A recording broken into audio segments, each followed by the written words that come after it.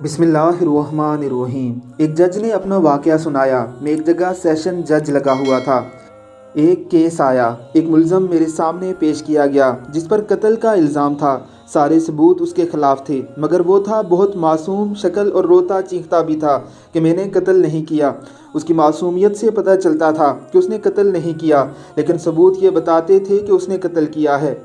मेरी ज़िंदगी का तजर्बा था।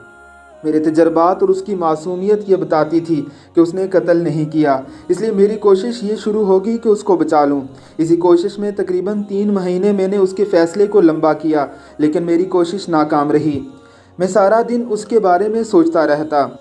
मेरी ज़िंदगी का कोई ये अजीब फ़ैसला था। आखिरकार मैंने उसको सज़ाए मौत लिख दी। दूसरे दिन इसी को सज़ाए मौत होनी थी। मैं उसके पास गया और पूछा कि सच सच बताओ, तुमने कत्ल किया है? कहने लगा, जज साहब, मैं सच कहता हूँ, मैंने कत्ल नहीं किया। मैंने कहा, तुमने कौन सा ऐसा जुर्म किया जिसकी तुम्हें ये सज़ा मिल रही है? कुछ देर सोचने के बाद कहने लगा, साहब जी, मैंने एक गुनाह किया है। मुझे याद आ गया। वो ये कि मैंने एक कुतिया को बड़ी बेदर्दी से मारा था और वो मर गई थी। बस वो कत्ल मैंने किया है। मैं फ़ौरन चौंक पड़ा और उसे कहा, तभी तो जब से तुम्हारा केस मेरे सामने आया है।